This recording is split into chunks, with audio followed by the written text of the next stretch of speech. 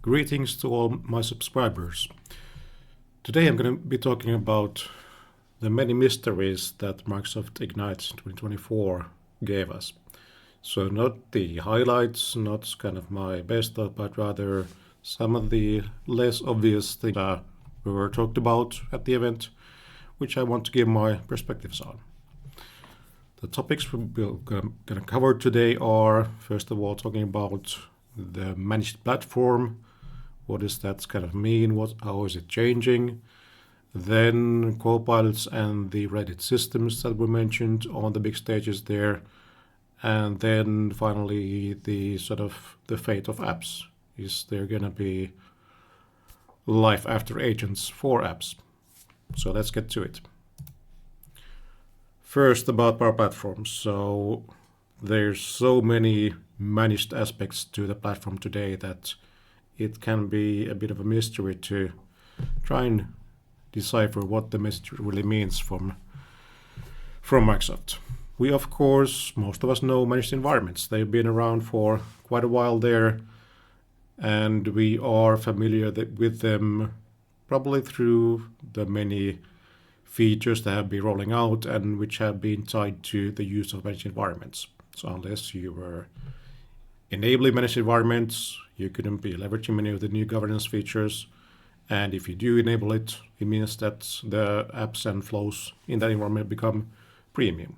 So it hasn't really been so easy to just go and adopt it everywhere. There's been some friction there in the licensing model, but a lot of good stuff has been introduced as part of managed environments earlier on. Now, what was talked about in the admin and governance session of Power Platform at Ignite was that we get three new concepts. We get managed security, managed governance, and managed operations. So a whole lot of management, and as described by Microsoft, they're a fully managed platform to enable scale and reduce risk.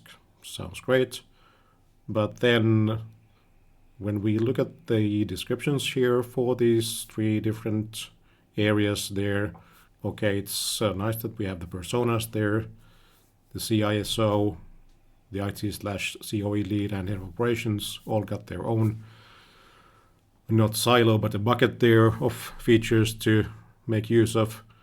So what's really new here then? We had big announcements, new terms there, but what is something net new that came to the world as a result of those announcements? The most concrete answer there is the renewed user interface of PPAC, Power Platform Admin Center.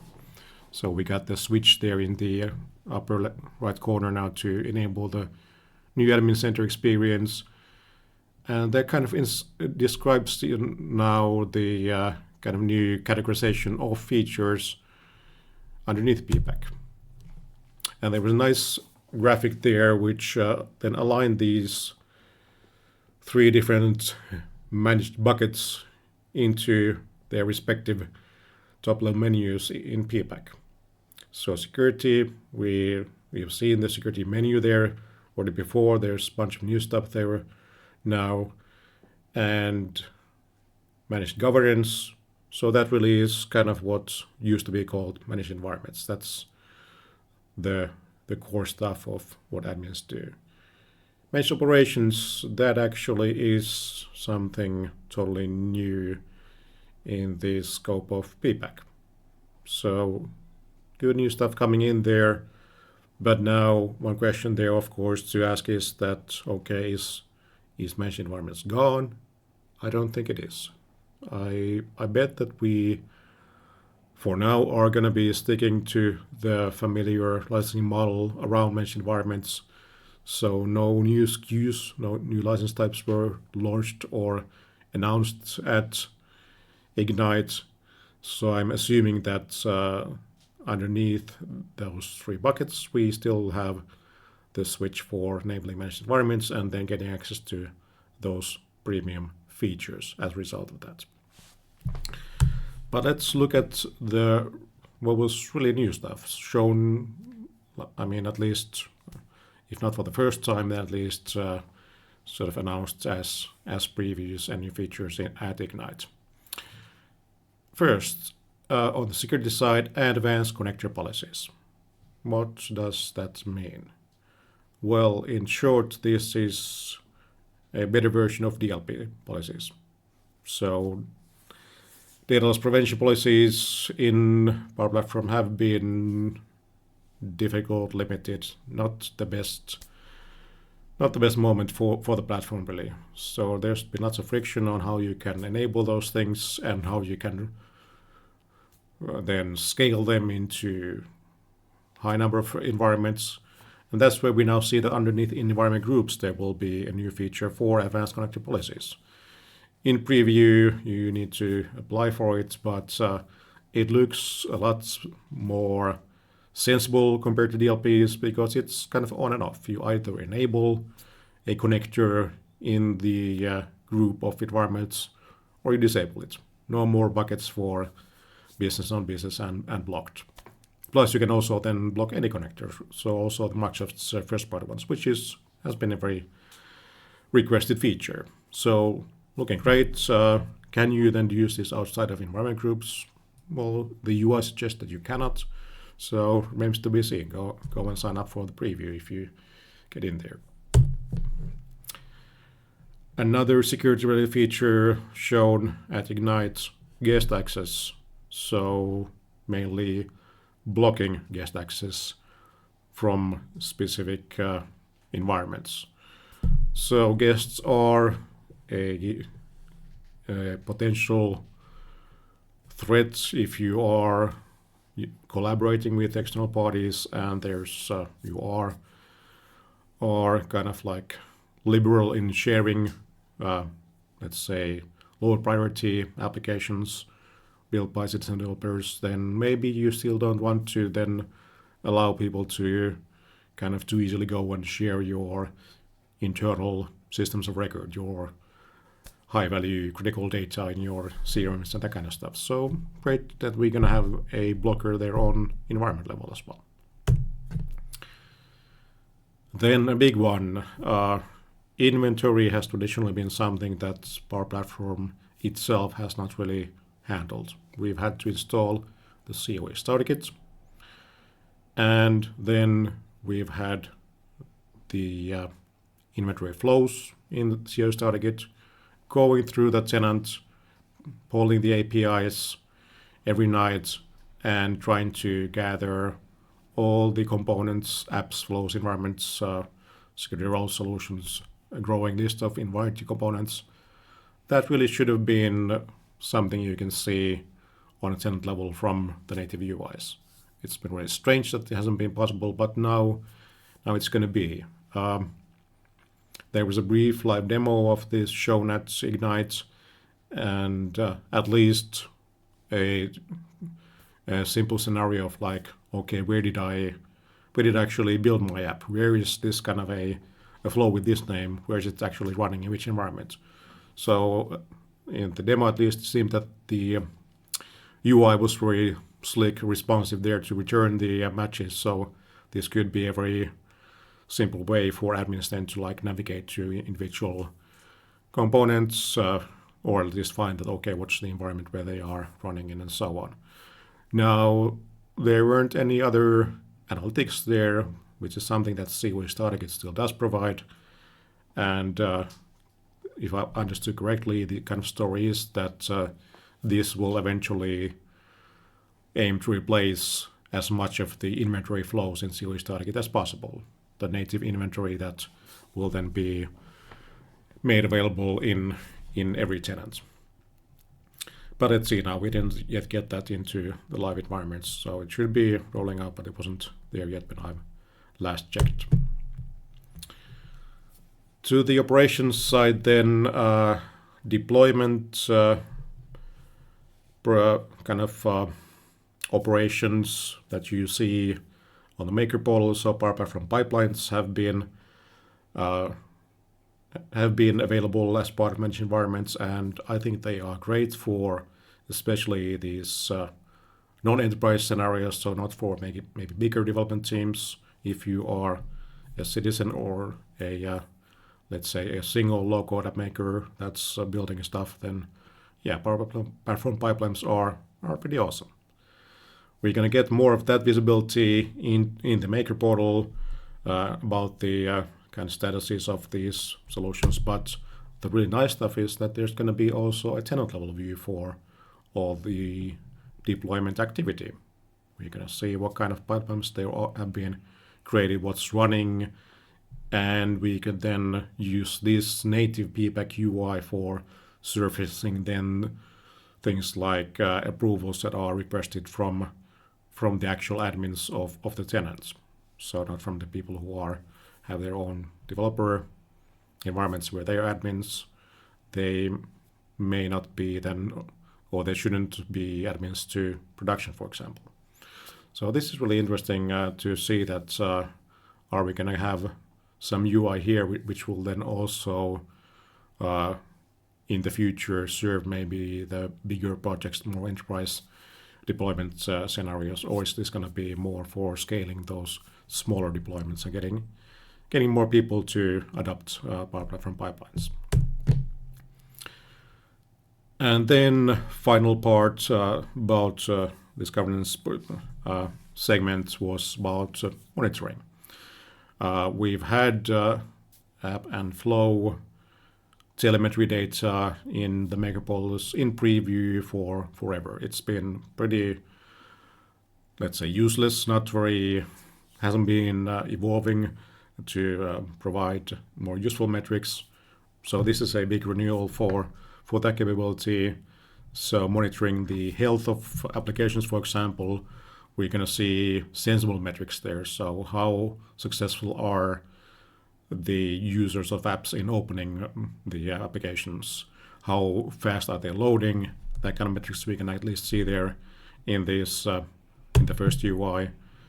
And so this is going to be also then visible in a similar way on PPAC for the channel level admins to make use of. So really good stuff. These are concrete new things that are soon-ish available there, and they're going to then fall under those three umbrellas of different management categories in the platform. So good stuff. This is my favorite session of Ignite by far, the governance session around Power Platform. But then, of course, a lot of Copilot related topics were discussed at Ignite. No one is surprised about that, I guess. One of the terms that was thrown a lot on the big stage was Copilot's control system. When Satya was delivering the opening keynote for Ignite, of course, the big framing of Copilot's ecosystem, or like the high-level story around the Copilot being the UI for AI, we saw that underneath those layers of Copilot Studio and agents was the arrow for Copilot control system that cuts across all those different areas. Looks great, looks really like a high priority. And we then saw that, okay, it's got similar three pillars as we saw in the previous governance session around Power Platform. And okay, I was thinking that this is going to be something to drill into. So I started to look for the actual blog posts that go deeper into details about the contents of this Copilot control system. And I did not find much. So I did get to the high-level blog post that covers security and Copilot and admin and so on, but where was the beef? I was kind of like, okay, am I missing some link? Am I missing some session that was delivered there as part of Ignite? And I really only came across then this one 5-minute session in the theater where Jeremy Chapman was talking with Niranjan Dio, the senior director of Copilot Platform Marketing. So it was a very short pitch trying to answer Jeremy's question there. So what is Copilot's control system? and the sort of marketing response there was high level, as you can expect. We saw lots of different screens flashing there, and like, oh yeah, we have this stuff and that stuff and there and there and there. So like saying that we don't have much time to go through this, but obviously there's a lot to dive into. So yeah, building up the excitement there. But then, yeah, I mean, where do I go to see the Copilot control system? So I started searching for that online and actually came across an analyst blog, Horses for Sources. So this HFS research had put out an article about happy 1-year birthday amongst the Copilots. Now, can you be more than a quick AI win for the lazy CIO was the provocative title. So definitely something I'm also enjoy putting in this kind of a sort of a critical spin on the marketing story. And I had a look at the article, and it was very balanced, and it contained a slide that I didn't see presented at Ignite at all, not shared anywhere. But so this was the single slide explanation of what Copilot control system is. And yeah, reading through it, it was basically enforced my kind of expectation of the fact that, as it says there, the Copilot control system is a collection of IT capabilities. So it's a set of things. It's called a system, but really it's a system. So this is obviously something that Microsoft is now still working on. It's part of their high-level vision there. It's important enough that Satya is presenting it there in the very first minutes of Ignite, but there's no hub for it yet. And this reminds me so much about what Power Platform was like a few years ago. The admin and governance story of it was fragmented. It still kind of is, but it's so much better now compared to, let's say, 3 years ago. And I think that that's what we're going to see here with the Copilot as well. So it's just a natural evolution, and it's the kind of accepting the fact that it cannot be ready yet. This is all new stuff. There's no single place to control Copilot yet. And that is a risk that customers and partners should be aware of and acknowledge that, yeah, there's many moving parts in different UIs, and they move around, they change their names every few months. So it's not really yet a system, but maybe next year or year after that, at the coming Ignites, it will be a system. And we'll probably have a different name at that point in time. Right. So we talked about now the term Copilot. What we have left is agents. So that is maybe the biggest mystery of all to me from what's been talked at Ignite and many of the recent Microsoft events and blog posts. So the vision really is that we can move from apps to agents, but then what is going to be the fate of apps? How are we really going to be doing computing in this brave new world? So the brave new agentic world, which Satya obviously is very passionate in describing. And the story there is that, okay, Copilot is supposed to be the personal AI assistant for every one of us. Even though there's many Copilots today, there should be just one for the user. And then there's going to be a bunch of agents that do work that would have previously been done by people or other apps. So in the demos, when we see that these agents do their work, they come alive, they provide information to the users. So an example demo shown there in Ignite Keynote was the Account Watch agent that was going through, based on some instructions that were given to it before, it was now surfacing new leads, or I guess this was actually about a potential cross-sell opportunity. So So there was some threshold that they were now meeting, and this particular agent said that, hey, do you want to do something about this? And they then did a bunch of information retrieval there, looking at the latest details from LinkedIn, and I guess setting up a meeting agenda and ready to send email to reach out to the customers and all that. And what Satya said there, it's the quote that I picked here, is that the idea that I have to go to one business app at a time just goes away in the age of agents. So the users will be primarily then interacting in the chat type of a user experience with Copilot. And the big question here to me is like, okay, are we going to be using apps anymore? Because if I was in an app, then I wouldn't be seeing this thing pop up in my biz chat in Teams or in Office.com, whatever is the start page for the M365 apps today. So is that all gone? We already saw that even the Microsoft 365 icon is going to be replaced by the icon of Copilot today. So our apps history. That's a big question that I haven't really kind of found an answer to, like, what should we be thinking about? Because then all the time during the night we just keep hearing about apps and apps and apps.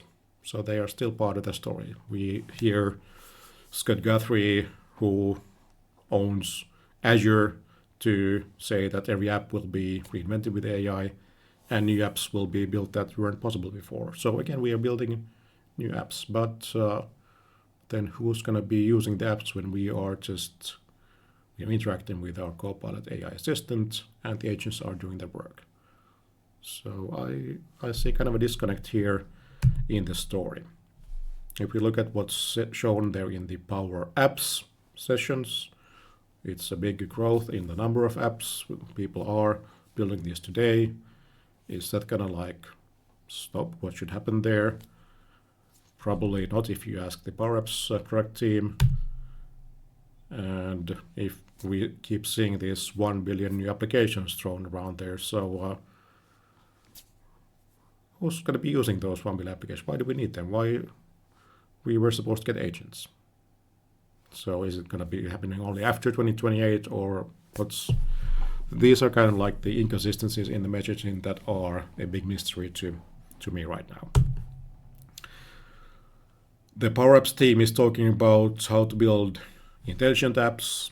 That's a term we already heard earlier back in the times of the kind of Teams-based application story a few years ago. And now the idea here is that in each of these phases, build, run, optimize, automate, govern, there's going to be Copilot-based UIs where you can, for example, design the plan for your application, and then running it, there's going to be data entry agents making it easier to enter data into apps. So again, like, it seems to me that the idea still is that you need to be building apps there. So we just get more stuff. We were using apps, now we also have to be using agents or copilots or whatever.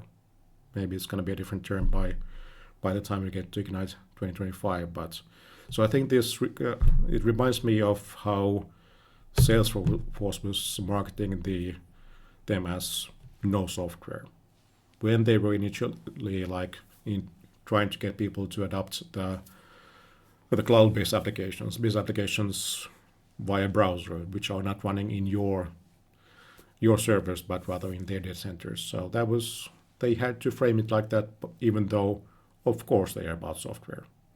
So I think that this is a similar story here. So you could replace the word software there with app, and that's probably going to be a pitch that we can hear from Microsoft as we go deeper into the story of agents in the coming months.